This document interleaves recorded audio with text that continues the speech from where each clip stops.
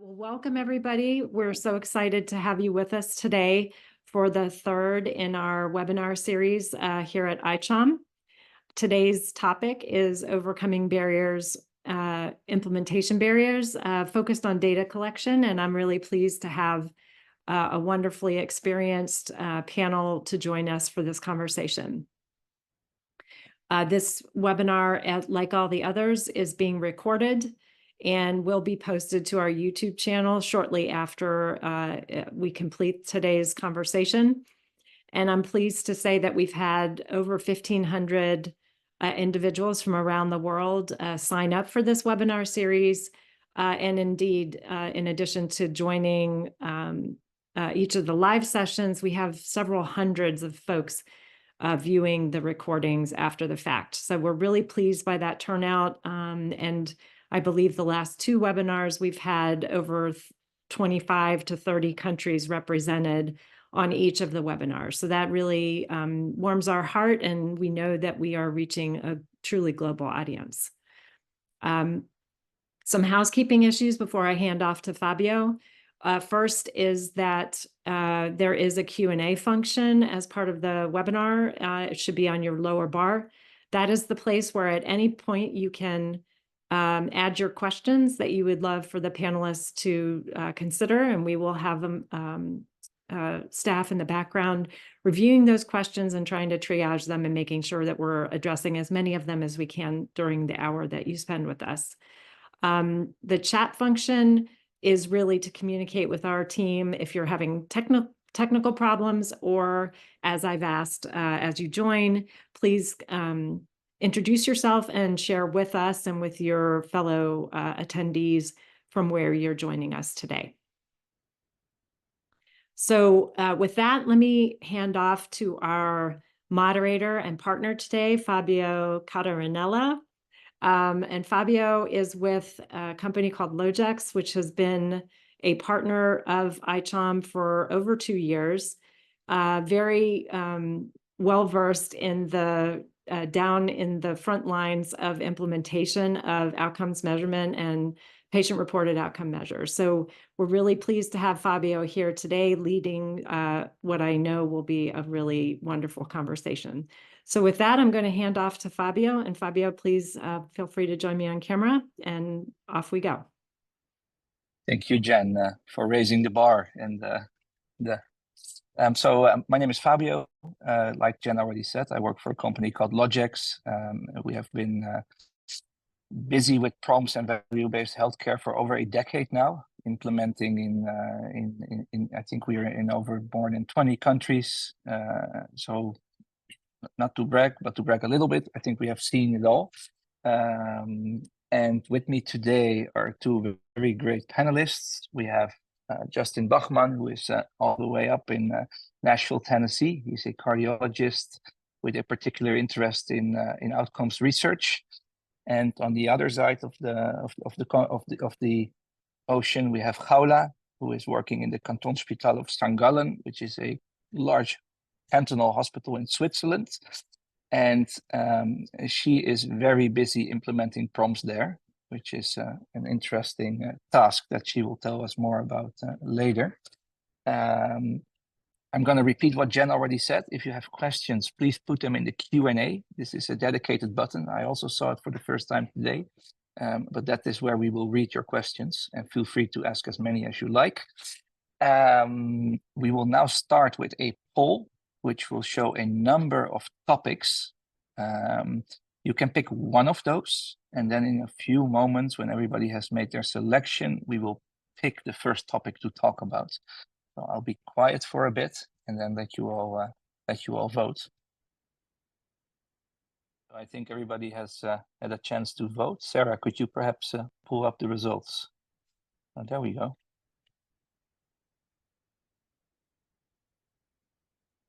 So the most popular one is patient engagement and compliance. So we'll start with that one, because that is also one of the more interesting ones, if you ask me. I'm also very curious what your questions around this topic might be, but I'll start off with a question to Justin, if that's okay with you, Justin. So in your experience, you tell us a little bit about what is the biggest factor influencing patient responses? Sure, Fabio. Happy to comment on that. Biggest factor. I mean, I think it's tough to isolate it to a single factor. I think with any survey-based research, right? You're going to see that patients who complete questionnaires successfully are younger, more advantaged, less sick, and essentially healthier in a variety of different ways as compared to patients who do not complete questionnaires. And so for health equity reasons, it's very important to maximize prompt completion rates. I would say at the operational side, one of the most important factors in getting patients to complete the questionnaires is incentivizing prompt completion rates at the clinic level, whether that's through operational incentives or otherwise just holding clinics accountable for maximizing completion rates. And then that will ensure that the front desk staff and everyone in that clinic places emphasis and effort on getting patients to complete these. It spends time helping patients complete these. So that means that you say hold accountable. So if a department is not participating in the PROMS program, then what happens?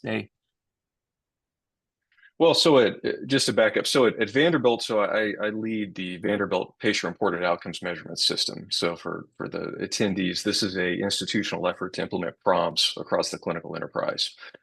We've collected about 2.5 million PROMs in clinical practice. Our overall completion rate is around 60%, which is pretty good. And very good, it's never going to be perfect. Yeah, it's never going to be perfect.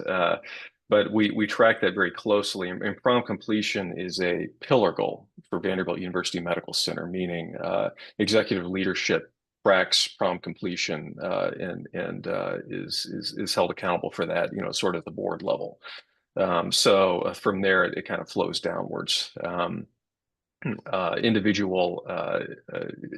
metrics kind of depend on the individual chairs. But it's considered part of their job performance to maximize prompt completion in several different areas. This is interesting to hear. What is your most successful, let's say, PROM pathway or PROM survey? Which specialty? Do you know? Yeah, I would say probably our most successful one is adult inflammatory bowel disease. So they have prompt completion rates of 90 to 95%. And this is a reflection of the patient population, I would say. So it's a young, tech-savvy patient population that engages well with our patient portal. And they're seen frequently. So they have short cycle times. They're seen frequently in clinic. And then the clinicians are very prompt fluent. So they'll say, your SIBD-Q score is up. Do you feel worse? And so patients know that clinicians are reviewing these data. They're going to discuss it with them. They can look at their trends in clinic with the clinicians. And all of those factors all sort of tie in, I would say, prompt fluency with the clinicians, a facility with a patient portal on the patient side. All of those kind of tie into increased completion rates. I'm almost jealous of how smooth everything is arranged over there. I want to switch to Khaula, because Khaula, perhaps you can tell a little bit about the PROM project in St.Gallen, and then perhaps also interesting to share with the group your experiences of convincing physicians to incentivize patients. Yes, thank you for having me. Fabio, as you know, we have just started since the beginning of the year with that PROM project, which was also a clinical approach from our side, from the internal side, to use digital PROMs in our hospital. We have a very heterogeneous landscape. PROMs is something which is not really new for such departments, but there are still departments using papers, or they know, okay, we have to do that in the future. So we are very heterogeneous. Regarding your question, patient engagement, this is what I see is especially the physician in the responsible role, who motivates the patient to fill out the questionnaires and to engage him actually, and to show and to engage also the patient physician interaction during this path. Yeah. Oh, I see some red dots popping up. Do we have any questions, Ben, that you think we should? Yes, thanks, Fabio. There's a question from Naila saying, how exactly do you hold clinics accountable? Carrot or stick, measures, consequences, etc. And I can give some examples. So I have experienced both situations. So, for example, the Netherlands is a good example. In the Netherlands, it's actually mandatory for some diseases to collect PROMs and to actually contribute those PROM results to the national registries. If you don't do that, you simply do not get your treatment reimbursed from the insurance company. So that's a very big stick. There was a lot of resistance when this was introduced some while back, but now everybody is used to it, and it actually sort of works quite well. With, of course, the downside that it only looks at recruitment rates and not per se completion rates. So the first baseline measurement is usually quite high, but then it slowly deteriorates over time. So I'm really jealous of what Justin was describing in his hospital. On the other side, we have the countries and the hospitals. I think Switzerland is a good example where we take a bit more effort. We use the carrot approach. We try to persuade the doctors and say, hey, we give you a nice tool. It will help you in your daily work. It will make your talk. Well, Khaula, perhaps you want to say something about this yourself, because it's So, as I said, it's a very heterogeneous mentality in Switzerland. There are, as you said, Fabio, there are departments who are actually working with PROMs since years. It's nothing new because of regulatory requirements or certification issues where we have to show, okay, we are asking the patients, and we can go through that. And yeah, it's the mentality is very, very different here. Sometimes we have to push some departments to use that, especially in the role of the national project we have in Switzerland. There's a national project, the ICHOM, which is pushing from the Federal Commission of Quality.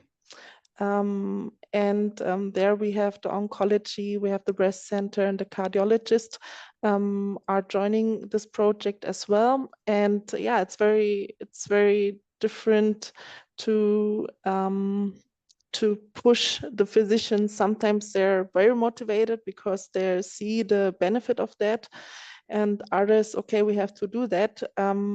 Let's give it a try and see what are how our patients are reacting on that, how they are reacting on that, and then we will see how is the response rate, what can we do with the data. So it's a very new field for them, even if they're using PROMs in different studies. But yeah, daily life is slightly different. I'm curious, Justin, how does that work in your hospital? Any carrots that you are providing to your doctors? Yeah, so we pretty much exclusively use the carrot. The stick that you mentioned, reimbursement being tied to PROMs, that's impressive. That's a bat, so to speak, the nuclear option. So and it probably works very well. But we largely use the carrot, and the carrot is really, so there were 6 department chairs that had this PROM completion goal as part of their pillar goal incentives. And so so their job compensation, essentially some element of that is tied to successful completion of that pillar goal. And so that's a carrot. And it's we like using the carrot as opposed to the stick, just because PROM implementation is always viewed as something of a burden to the implementing site. Clinics and clinicians have increasing paperwork demands, all sorts of demands really being made upon them in the current healthcare environment. And so incentivizing with a carrot sort really tends to avoid a lot of the the irritation or sort of the consternation that comes. It makes it look less like something is being imposed upon them. So yeah, our experience has been good with the carrot. The stick is sometimes necessary, I would say, in a lot of places, and likely works well too. Okay, nice to hear. So I'm secretly sneaking into the Q&A, and I see some questions there that I think are sort of naturally leading us to the next topics. So somebody has a question about standardization of PROMS collection across hospitals. Yeah. Sorry, Fabio, I'm so sorry to interrupt. There are a couple. There is another question, I think, related to what Justin was saying that's actually found its way into the chat. So let me just ask that. Okay. Yeah. Yeah. Sure. Which is, what about actually adding compliance, patient compliance, to a physician's actual job performance evaluation? Would you go to that extent? I'll go first, and then I'm curious what Justin and Khaula have to say about it. But I know that in the Netherlands they tried sort of to do this by adding the PROM success rates and the differences in score. They tried to tie that to the amount of money you got reimbursed from the insurance company, and also the amount of procedures you were allowed to do in a year. So if you had better results, you were allowed to do more procedures. This led to a lot of resistance and a lot of angry people, which in my opinion is makes sense. But yeah, but Justin, curious to your opinion on that. Yeah, it seems a bit hard. It seems a bit harsh to tie that, because it's not always so. Different physicians treat different types of people. You are in a university hospital. You have much more complex patients. I can assume, but yeah. Yeah, I think and this is the case with any kind of performance incentive. It tends to get dangerous when you start applying these incentives at the individual clinician level, just due to variation in terms of statistical variation in terms of the patients they see, and because there is random variation in terms of which patients they're going to see and which patients are going to fill these out. And then, in some clinics are going to see, geriatric clinic. That's going to have lower PROM completion rates than, the inflammatory bowel disease clinic, which, has a average age of maybe 30 to 40. And so I think, we've, in some extent, we benchmark the clinic itself in terms of what their completion rates currently are, and give them reach and threshold goals. But I think it's the lowest sort of unit that I would be comfortable applying the incentive at would really be at sort of the division or series of clinic levels. I don't think I'd be comfortable going down to individual providers or clinicians. Khaula, what do you think? What would happen if we would add the PROM completion rates to the performance of your doctors in St.Gallen? I think they wouldn't be happy about that. First of all, so as I said, in Switzerland, it's still a very new topic, the value-based healthcare, and it's very, it has some positive thinking, but also very negative thinking about that. We are not, so it's very, we have to see what happens then. I think the physicians don't like to be compared to others later. Yeah, so for those of you who don't know this, so Switzerland has a system where the reimbursement is mostly set up around the number of procedures and the number of patients, and not in like in many other countries, the combination of a treatment diagnosis and certain activities. So it's actually in the interest of the physician to see as many patients as possible, because they'll simply earn more, which is of course, for a different webinar, the economics of healthcare. But yeah, so for the sake of time, I saw one question in the Q&A that is, I think, interesting about the standardization of PROMS collection across hospitals and jurisdictions. And it's interesting because this is sort of the holy grail and the dream of many governments in the world, including the Swiss government, because they envision a future where they can actually measure which canton and which hospital is doing better and which one is doing worse. Personally, I don't think the differences will be that big, not in the developed world and not in modern healthcare systems. I think you'll mostly find that certain treatments work better than others for a certain group of patients. But Justin, you are much more versed in this research topic. What is your opinion about benchmarking hospitals against each other? Yeah, sure. So benchmarking hospitals in terms of, I guess just to clarify, in terms of just the different PROM data elements, is that what you're talking about, Fabio, or the yeah, or the scores themselves? The latter. So the dream of many governments, at least the ones I run into, is having this almost top 50 of the best hospitals in the country, and then based on PROM rankings. That is the dream of many politicians.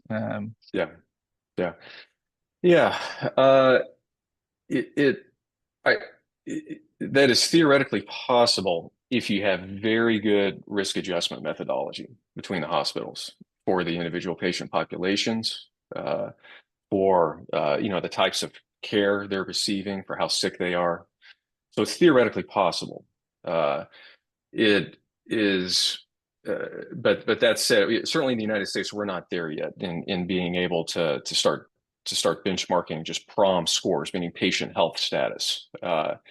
We're collecting the data, but there's a danger to doing this incorrectly. In the United States, there was an effort where they decided they were just going to report outcomes for all cardiac surgery patients in terms of mortality. This was in the 90s. I think it was in Pennsylvania, New York, and so just start publicly reporting every hospital's data, right? And guess what happened? You essentially were not operated on if you were on more than 3 medications, or under the or over the age of 50 or something. And all of the complex patients were referred out, and so one has to be really careful of standardizing outcomes like that without proper risk adjustment methodology. Fully agree. Yeah, we have one such example in the Netherlands where we made so if you have colorectal cancer, you usually get operated on. They take out a piece of your colon, they stitch the two ends together, and that stitching sometimes leaks, and that's a very, very serious complication. And they made that leaking a let's say indicator of success or failure for a short while. And when they did that, all of a sudden, the incidence of colostomas increased like a tenfold, because that's the safe way to prevent that complication. But it totally deteriorates the quality of life of your patient for the first 3 to 6 months. So that's something they didn't foresee. But so also not very good for all those poor patients. But so I want to switch to the next for the sake of time, because we are already almost 30 minutes in. So the next topic that was picked in the poll was the actual integration of let's say your PROM collection in the clinical care process. And I think this is a very interesting one, because if I learned one thing in my life, it is that physicians, nurses are all overburdened. They don't have a lot of time.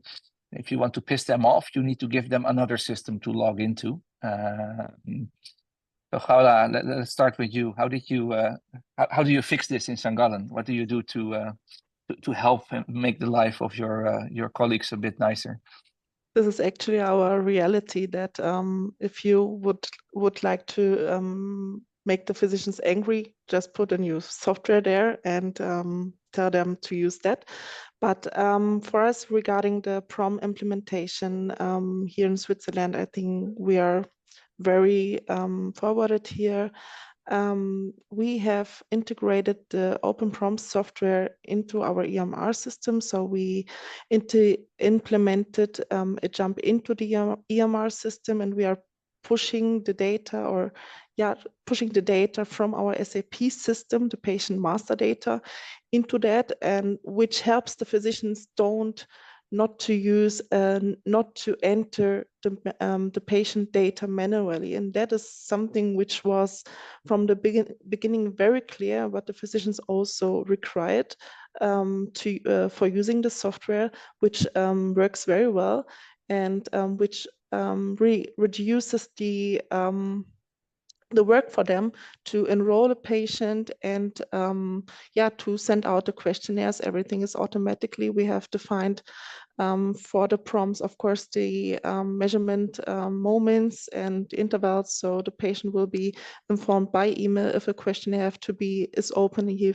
have to fill out that, and we have also make it very transparency for the patient and for the physicians, and that works very well. That is also how can I say that, lessons learned, or best practice to integrate the prompt software into an EMR system and to push the patient master data into the system.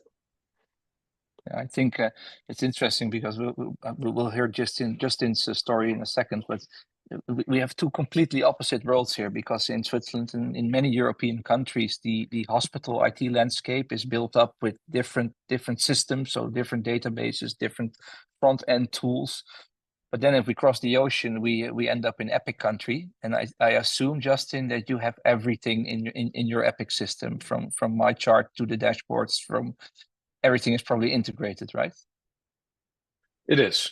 And that's a very good thing. A lot of this is just related to the technology platform itself. And so my advice is that you will always be better using the native functionality of your electronic health record and keeping it within that if possible. Now, for some organizations that won't be possible because additional functionality is going to be necessary to collect the prompts. But in our system, Epic, it's relatively simple. The prompt questionnaire is deployed 72 hours prior to the clinic visit as part of the My Chart. We call it My Health at Vanderbilt patient portal. And if patients don't fill it in, then they will fill it out through the virtual check-in process when they arrive at clinic. And then those data are uploaded to the medical record displayed in what we call synopsis view, or in the clinician notes. To Epic, the prompt data are no different than vital signs. They're flow sheet elements. So it's all totally integrated. To the extent that you have third-party integrations, that then increases the complexity of collecting prompts, exponentially. And what you really want to avoid is just the default, which is scanning it into a PDF and putting it in the chart, or so that could be just that's soul crushing for any clinician to have to look at, and no one will look at it. My advice is use the native functionality as you're able to do so, and then rely on third-party integrations if absolutely necessary. I'm curious, do you use any third-party tools for data visualization? Because I know Epic quite well. I know how a flow sheet looks like when you view it in Epic. It looks exactly like a vital sign, so you can create some graphs out of it. But is there any way to sort of give statistical properties to your view, or do you use anything for that, or is it really, really native Epic? So at the clinician level, no. The clinicians, in terms of what they're seeing, that's all going to be from Epic. And in synopsis view, they can look at trends, and that's the advantage of collecting prompt data in clinical practice, right? Is the temporal resolution. How are you feeling 2 weeks ago, 4 weeks ago, 8 weeks ago? Hard for someone to remember that, but you can see it in synopsis view.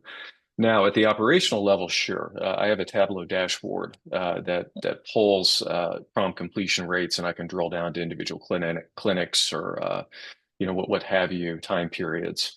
And also, in addition to completion rates, I can look at completion times, how much time patients are spending on questionnaires. And so that's all done with Tableau, kind of pulling data from Clarity, which is one of the base layers that Epic runs on. And we use similar methods for research. And so that, it's although Epic does have some tools, some population health tools that are capable of doing this as well.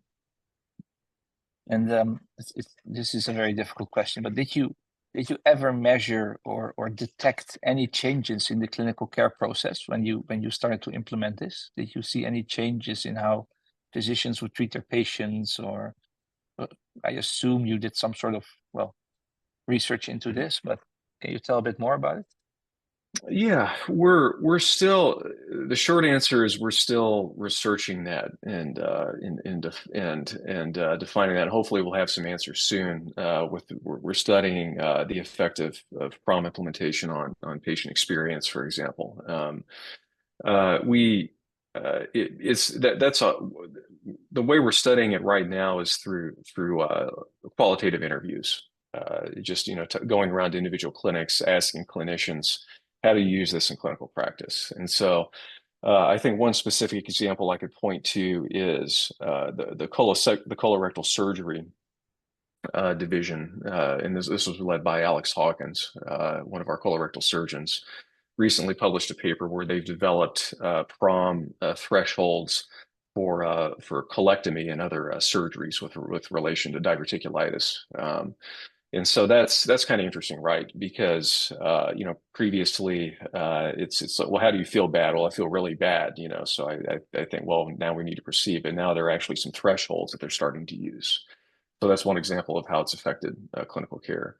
But it's going to be very different by individual clinics, just because PROMs are very different, and they're different in interpretability. Asthma control test, highly interpretable. Scores above X, start steroids.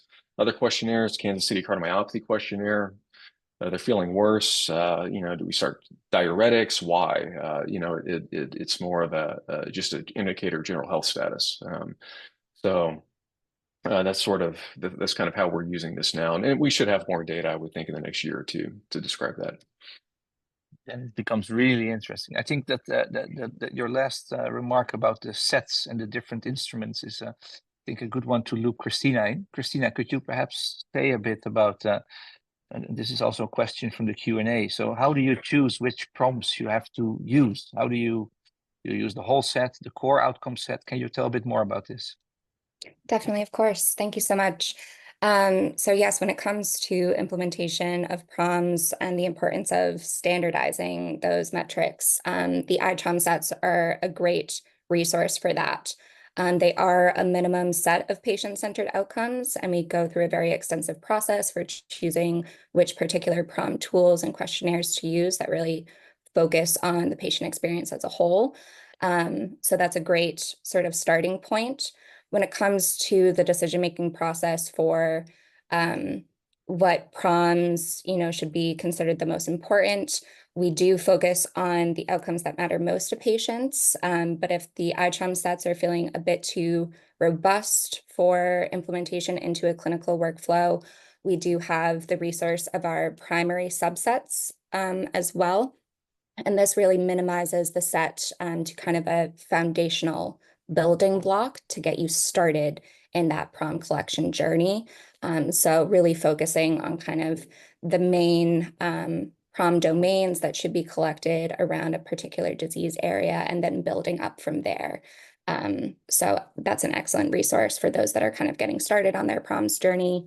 And we do have a lot of other supporting resources within ICHOM to help us with that as well, such as our digitized sets. They now are easily integrated into existing EHR systems, all being mapped to LOINC and SNOMED, as well as ICD-10. So we really try to provide resources that make that implementation process as easy as possible. Do you know by head how many of the sets have been updated and have like this core outcome version of them? Do you know that? How many of them? So currently, we have a core outcome set for both breast cancer and our recently published set for obesity. We are in the process of working on a few more sets at this time, but the plan is to eventually have that available for all of our sets.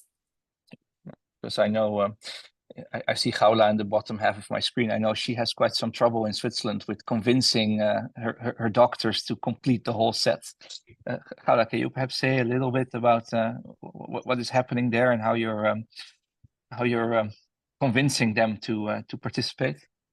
So as I said before, the oncology, the Department of Oncology, Cardiology, and the Breast Center have implemented the ICHOM sets within the software.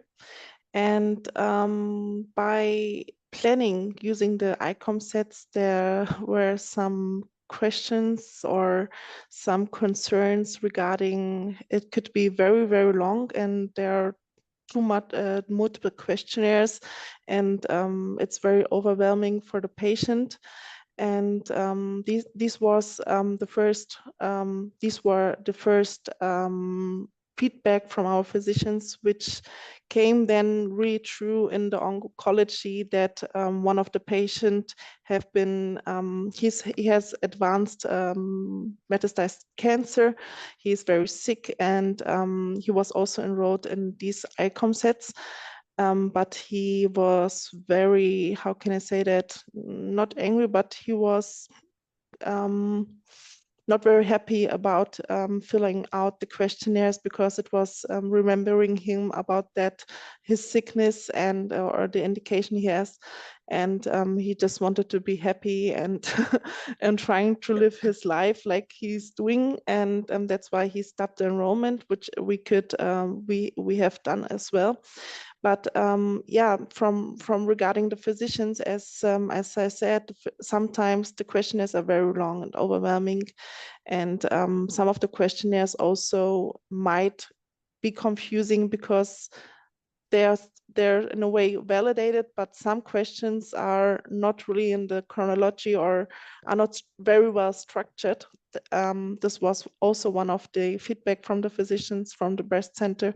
So yeah. So I think it's yeah, go ahead, Christina. Yes, sorry. Sorry, I just wanted to comment on that a bit. We completely understand that feedback of sometimes the full ICHOM set is a bit overwhelming to start in your implementation process. So that's the exact reasoning for having these new primary subsets. Along those same lines, all of our sets include both general health and quality of life metrics as well as disease-specific metrics. So if you're working with a particular group of patients and unsure of what to prioritize with that data collection, that may be a way to kind of segregate those two different areas. So if you are looking to focus more on overall quality of life, we do have some general PROMs, such as Promise Global Health, EQ5D, that are used throughout our sets that are, again, are a great kind of building block or foundational baseline to start at, and then working to more of those disease-specific metrics later on. And something that I did want to mention as well, when it comes to patient engagement, and thank you so much for sharing that specific example about one of the patients that you've been working with and kind of their challenge with completing the PROMs. I think something that is really important to mention is the importance of patient education and making sure that patients understand why they're being asked to fill out these questionnaires, what that information is being used for, and how it can impact their whole care experience, so that it's not just data that's being collected for the use of the hospital or the clinician for research purposes per se, but that it's really impacting the patient's outcomes and the experience that they're having as a whole. So making sure that patients feel empowered with that education and feel empowered that they're actively participating in their care experience by filling out those questionnaires is something that we've received feedback on of being really helpful in kind of improving that patient engagement and compliance with the questionnaires.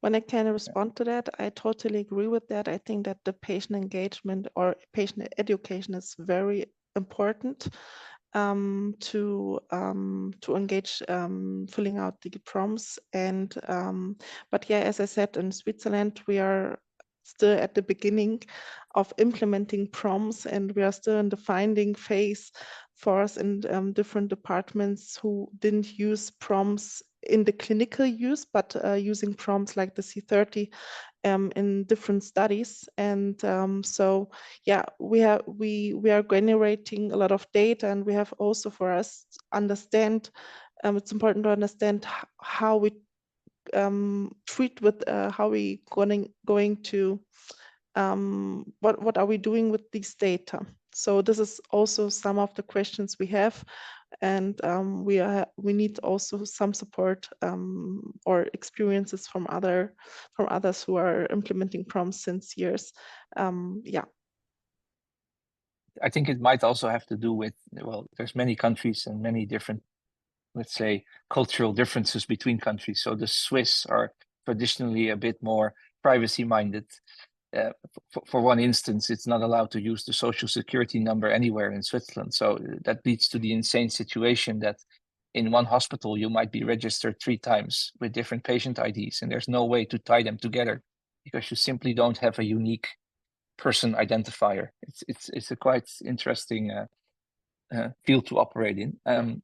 Christina, one question, you mentioned feedback. Is there, just to educate our listeners, how does it work when you want to contribute to a set, or when you want to perhaps give suggestions on how to improve it? Yes, great question.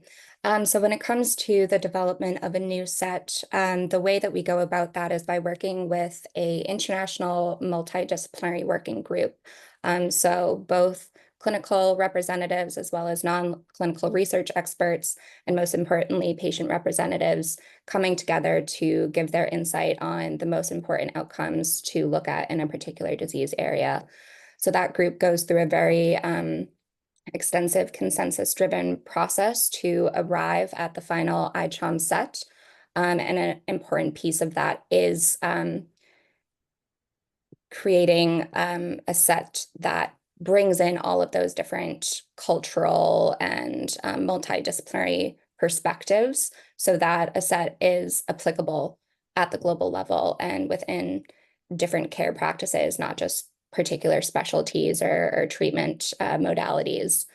As far as updating the sets or incorporating ongoing feedback, that is something that we welcome on a regular basis. So if you are someone that is using an ICHOM set, you find particular challenges with the set, we do welcome that you share that feedback with us at any time. We do update our sets on a regular basis. So for example, we recently went through a large update of our breast cancer set. For that, again, we had a multidisciplinary group that came together to share their insights on implementation of the sets. We did work with additional patient representatives to give their feedback on the prompts that were being used in the set, if they're still relevant to what is most important to them in their care journey, things that might be too burdensome that maybe could be removed from the set, updates to treatments available, all of that. So when we go through that annual update process, all of that feedback is taken into consideration. And then we do go through more regular updates for standardizing our data in the sets. So making sure that all of our ICHOM sets are harmonized in our digital database and that they're up to date with the most recent codes. So for SNOMED and LOINC and ICD-10, that we're staying up to date so that it can also be updated in EHR systems so that that data is easily collected as well. Thank you. I want to switch to the next topic because the time is quite quickly running away. So there's a few questions about data quality in the Q&A and about which questionnaires to use. I would be interested, Justin, how did you set up your system? Is filling out a questionnaire, are all the questions, for example, mandatory, or can patients skip questions? How do you sort of safeguard data validity and data completeness and still not, well, put too much burden on your patients? Yeah, so patients are able to skip the questionnaires if they wish. But it's really rolled into the check-in process. So all of the other questions they'll be answering, have you had a fever in the prior 48 hours, those sorts of things. It's part of it's rolled into those questions. So we have completion rates of 60%, and so when we have patients that are not completing the questionnaire, oftentimes that other 40% would be patients that skip the questionnaire. in terms of data quality, different prompts have different scoring protocols. Some will allow some questions to be answered as not applicable, for example. Others don't. It depends on the prompt itself. But we just follow the individual scoring protocols of that particular prompt when we put it in the medical record. So that means that indeed some allow you to miss 2 questions and then still generate a valid score, and others. Okay, so you actually stick to that, because Khaula, I know in St. Gallen you have questionnaires that are sometimes completely mandatory, right? You can fill in 0 questions, or you can fill in all of them if you want, right? That's Exactly. So we are trying, especially for these questionnaires who have a score and where the questions have to be filled out. We want to make them mandatory, but of course there are also some of them asking for optional, and not to overwhelm the patient with these questions, and that could have, of course, a consequence to lower the quality of the data. yeah, and that is then leading to a whole lot of unhappy people, of course. And Justin, I remember yesterday when we had the preparation, I remember you saying that for your selection of questionnaires, you try to stick to ICHOM, but you every now and then do some cherry picking as well. Is that because you find the set too long, or it doesn't fit your specific goal, or has that to do with data completeness, perhaps, because less questions means quicker response rates and better response rates, I think, or?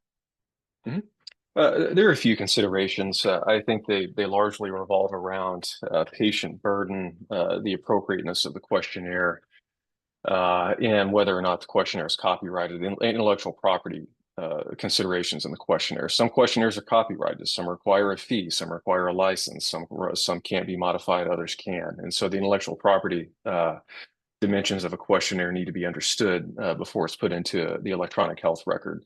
I guarantee all of you on this call that your individual clinicians will not consider this when they ask to implement a prompt. They will send it to you and just want to throw it in the without seeing if it's copyrighted or licensed. No, so the ICHOM standard sets are great just because there's been a consensus-based process to select these questionnaires and through international experts. And so they're a great place to start.